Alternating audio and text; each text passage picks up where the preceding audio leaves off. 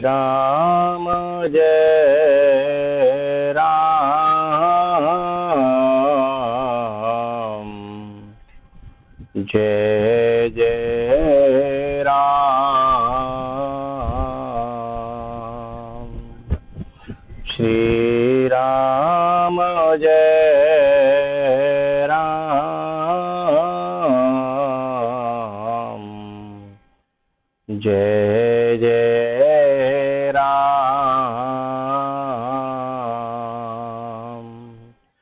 श्री राम जय राम, जय जय राम।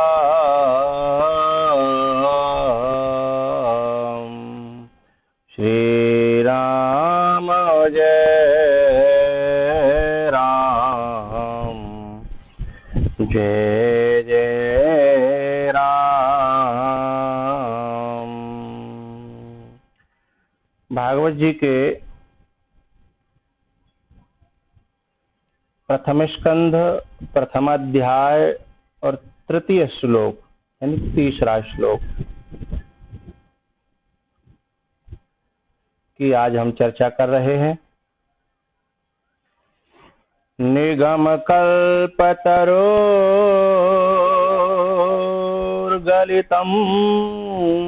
फलम् शुकमुखादमृतद्रवसंयुतम् पिबत भागवतं रसमालयम् मुहुरहो रसिका भुवि भावुकाः। मुहुरहो रसिका भुवि भावुकाः। निगम कल्पतरोर्गलितं फलम् शुकमुखादमृतद्रव संयुतम्। श्रीमद्भागवतम पिबत भागवतम रसमालयम मुहुरहो रसिका भुवि भावुकाः। बहुत प्यारा श्लोक है, मंगलाचरण है ये भागवत जी का। निगम माने होता है वेद, और इसमें एक शब्द जोड़ा कल्पतरु।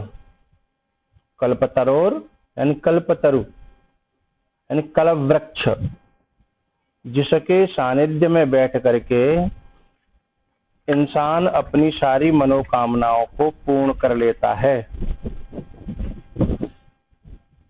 वह कल्प वृक्ष है। तो वेद तो हो गए कल्प वृक्ष, लेकिन ये तो उस कल्प वृक्ष का पका हुआ फल, और फल नहीं रस है भागवत जी। अब ऐसे समझो जैसे किसी को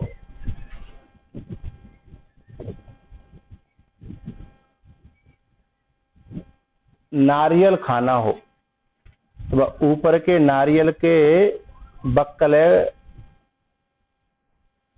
तोड़वे के लिए दांतन की सामर्थ्य ना के बाद तोड़ सकें। नारियल को ऊपर की जटा होते हैं, फिर बाकी नीचे वो इतना मजबूत बक्कल होता है, उसे तोड़ना संभव नहीं है। ईंट और पत्थर और हथियारों से उसे, साधनों से तोड़ना पड़ता है। लेकिन अंगूर खाना हो तो और दांत की जरूरत ना, जीवत ही आदमी बाकी रसा ले ले। तो जो वेद हैं उनमें हर किसी की गम नहीं है, क्योंकि उसमें प्रवेश करने के लिए पहले जटिल व्याकरण हो, वैदिक व्याकरण हो, उसके बाद में फिर लंबी कठिन साधना हो, और भी न जाने कितनी शर्तें उसमें हैं। तो भी जाकर के उसके असली रस को, तत्व को समझ पाए, पहुंच पाए, तब है वहां तक पहुंच पाए। उस नारियल में भी कई परतें होती हैं। पहले चिकनी परत होती है, बाय नेक उखाड़ोगे तो फिर जटा होते हैं, फिर जटा के अंदर फिर जाओगे फिर एक पक्की परत होते हैं, वहां के बाद फिर जाकर के नारियल मिलता है। लेकिन अंगूर जो है वो रस है। ऐसे ये भागवत की कथा जो है ना, ये वेदों के कल्प वृक्ष का पका हुआ, गला हुआ फल है। और उसमें भी ये कहा कि शुक मुखाद मृत द्रव संयुतम, यानी जामे मादय चोचा तोता ने चोंच, जो कहता है कि तोता की चोंच को मारे वह फल बहुत मीठा होता है, क्योंकि तोता या तो मारता है उसमें जो मीठा होता है, भाई जानकारी ज्यादा होते हैं, या फिर जो कहता है चोंच लग गई है तो मीठो है वो। तो जहां में सुखदेव जी ने अपना मुख लगाया। पिबत भागवतम। अब यहाँ जो पिबत शब्द है ना, ये बड़ा प्यारा शब्द है। पिबत का यूं भी कह सकते थे कि पढ़त, लिखत अथवा जानत, ये नहीं कहा तो क्या कहा? पिबत। जैसे मीरा और बुद्ध, ये दो इस धरातल के बहुत बड़े महापुरुष हैं, महान आत्माएं हैं। बुद्ध का जो मार्ग है, उनके जीवन को देखें तो इतना संघर्ष भरा मार्ग है, और रस जाकर के उसके अंतिम पड़ाव पर जाकर के प्राप्त होता है, क्योंकि वो उस रस के सिद्धांत को पहले समझते हैं। जैसे पानी है, पानी का विज्ञान में जो सूत्र है ना, H2O,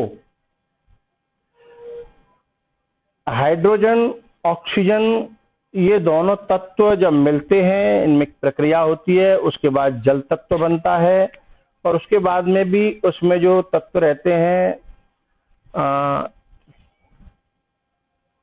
अभी जो आरओ वगैरह लगाते हैं ना, वो नापते हैं, इसमें TDS इतना है, इसमें मिनरल इतने हैं, इसमें ये इतना है, इसमें ये इतना है। तो जरूरी नहीं है कि इन सब की जानकारी रखने वाले व्यक्ति की प्यास बुझ जाए, ये जरूरी नहीं है। लेकिन हाँ, काउ चीजों की जान, जैसे मानो कोई आदमी बिना पढ़े लिखे हो और बाने समर में से निकलता ठंडा पानी पी रहा तो प्यास बुझ जाएगी, चाहे वो पानी के तत्व को, इन रहस्यों को जाने या न जाने। वो H2O क्या होता है, जाने या न जाने। यदि ये नियम लागू कर दिया जाता कि इसके तत्व को जानेगा तभी पानी मिलेगा और तब प्यास बुझेगी, तो लगभग 98% दुनिया तो प्यासी मर जाती। अरे पेड़ कहाँ जानते हैं कि पानी का सूत्र क्या है, कि पानी में कितने मिनरल होते हैं, लेकिन पेड़ पीता है और मस्ती में झूमता है पी पी करके। ऐसे ही मीरा इन सब, अभी मीरा यदि बुद्ध के मार्ग में पड़ जाती, यद्यपि बुद्ध का मार्ग अपनी जगह श्रेष्ठ मार्ग है, अच्छा है, लेकिन बात यहाँ पिपासुओं की चल रही है, रसिकों की चल रही है, भक्तों की चल रही है। तो मीरा सीधे भक्ति रस पीती है और उस आनंद में डूबती है। वहीं पर जब बुद्ध बैठते हैं तो भक्ति रस नहीं पीते, पहले वह हर समय जागृत रहने की अभ्यास करते हैं। जागृत, हर समय प्रतिक्षण जागृत। और उन सारी कठिन प्रक्रियाओं से आप जब उनका देखें जीवन उठा करके, तो बड़ा कठिन जीवन है। लेकिन मीरा का जो जीवन है वो कभी कभी हो सकता है देखने वालों को कठिन लगे, लेकिन उसे पता भी नहीं कठिनाई क्या होती है, क्योंकि उसको चलाने वाला तो उसके साथ घूम रहा है। मेरो तो गिरधर गोपाल दूसरो न कोई। तो यहाँ इसमें कहा कि जरूरी नहीं है कि बहुत ज्यादा जटिल रहस्यों को जाना जाए।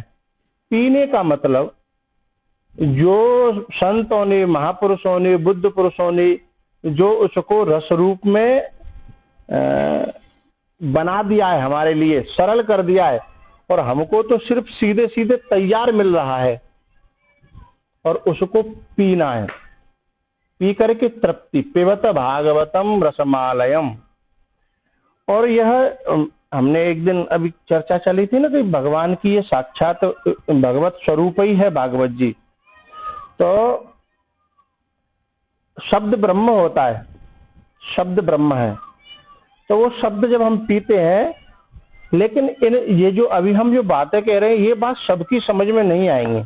उसके लिए यहाँ श्रीधर स्वामी ने एक बात कही है श्रीधरी टीका में कि इसको पीने का जो शब्द है ना, भागवतम रसमालयम मुहुरहो रसिका, रसिका शब्द है ना, रसिका शब्द का उन्होंने अर्थ किया रसज्ञ, यानी इस रस के स्वाद को जानने वाला, रस का स्वाद लेने वाला।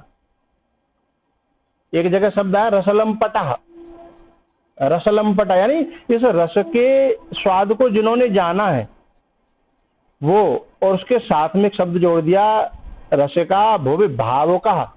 रसिका, श्रीधर स्वामी जी कहते हैं रसिका तत्र अपि भावुका, ये दोनों चीज जिसमें होंगी उनको कह रहे हैं कि आओ मैं निमंत्रण दे रहा हूं और इस रस को पियो।